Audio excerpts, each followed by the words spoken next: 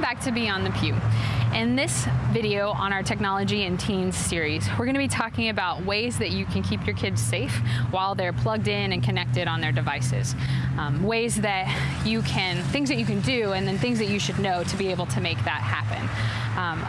Just like we know what's going on with our kids when they're at school, we should have some kind of grasp on who they're spending time with, what their friendships look like. Their digital life, what some people have called the digital continent, shouldn't be any different from that. When we hand kids a device that has access to the internet, we've just enabled them to talk to anybody else who also has connection to the internet. We've given them the ability to see whatever they look for, or to interact with different online communities. And we need to know what it is they're involved in, where it is they're going, so that we can help them stay safe and keep them away from anything that might harm them. One way to do that is to set boundaries around technology. The first boundary, or the first type of boundary you could establish, is one about time. How much time are they allowed on their phone, on their iPad, on their computer? Are there certain times of day where they shouldn't be on their phones? Kind of that old saying, like, nothing good happens after 10 p.m. So should they be on their phones at that time? Okay, you can play games, but not after this time. Or maybe when we're together as a family, we're going to be with each other and we're going to invest in these person-to-person relationships, and then you can be on your phone at a different time. I know a lot of times it can be intimidating to establish these boundaries if they haven't been set before, but this is one of those fights worth having. You need to know how much time and kind of where your kids are at when they're using their devices, who they're connecting to, and who they're talking with. Another kind of boundary that you can set is about what they're actually putting on their devices. So what kind of music are they listening to, or what kind of movies are they watching? Are there any things that kind of music or kind of movies that you wouldn't want them watching?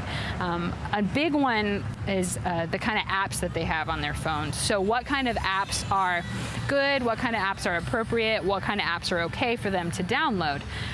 There's a way for you to, as a parent, to set privacy settings on phones and devices to where whenever they request to buy an app or download a new app, instead of it automatically downloading or automatically purchasing, it goes and gets put on a request list, so that you as a parent have to check it off or grant that request to the download.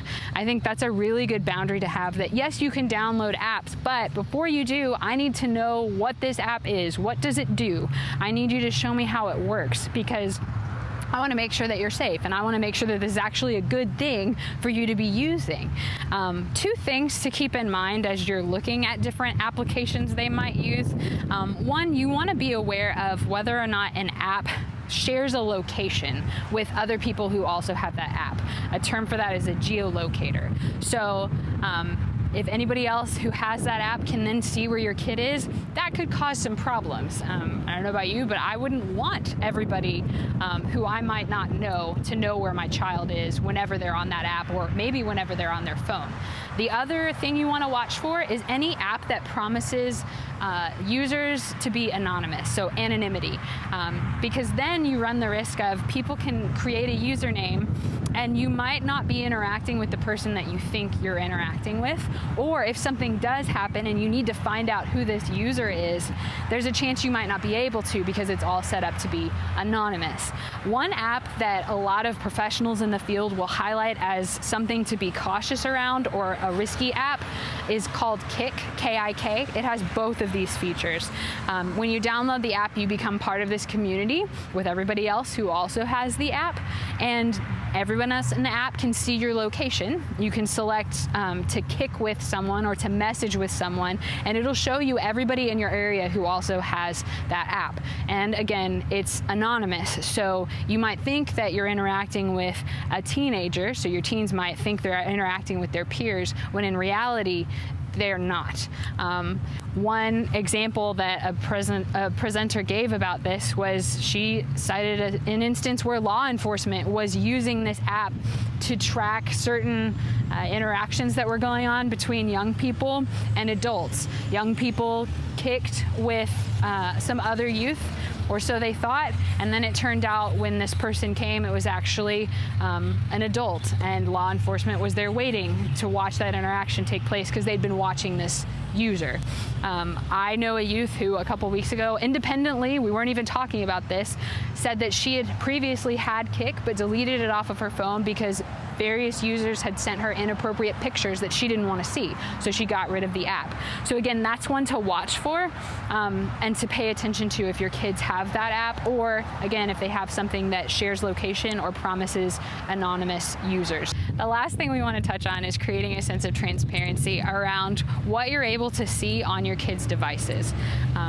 You want to set times where you're able to know what's going on and who they're talking to, what apps they're using, different messages they might be sending.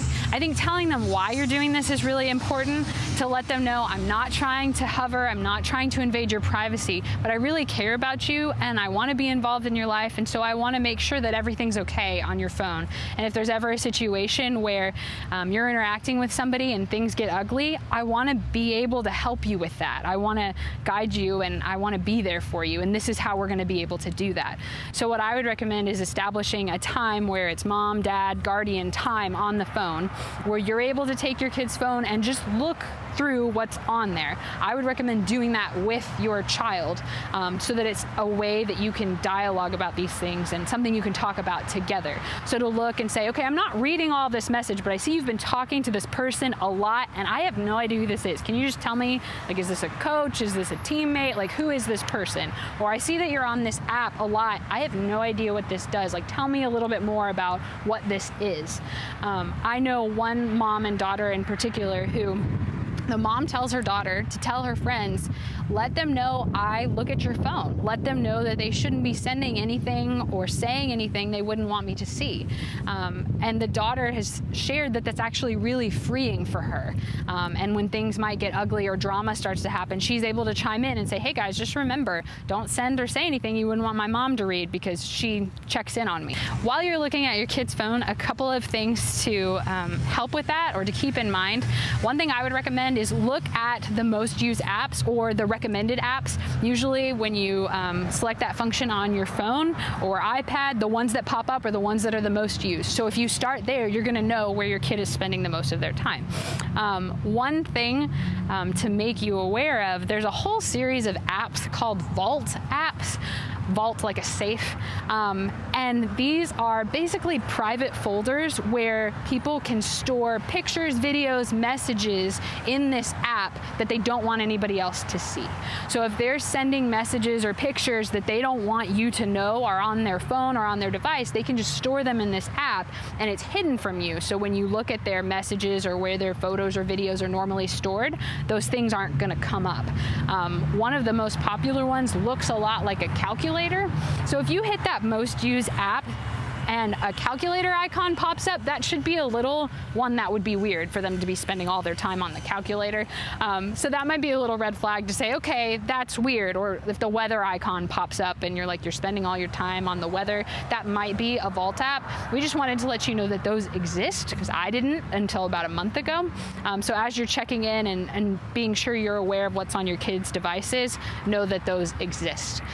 We're also gonna post several articles and websites in the notes from this video. There's some Pew Research studies about technology, and there's a whole subsection on teens and technology. There's a website called NetSmarts that has all of these resources for how to talk to your kids about technology, and there's a New York Times article about Vault apps that is really helpful. So we hope this video has been helpful to you. We'll be praying for you and your teens as you navigate technology together. God bless.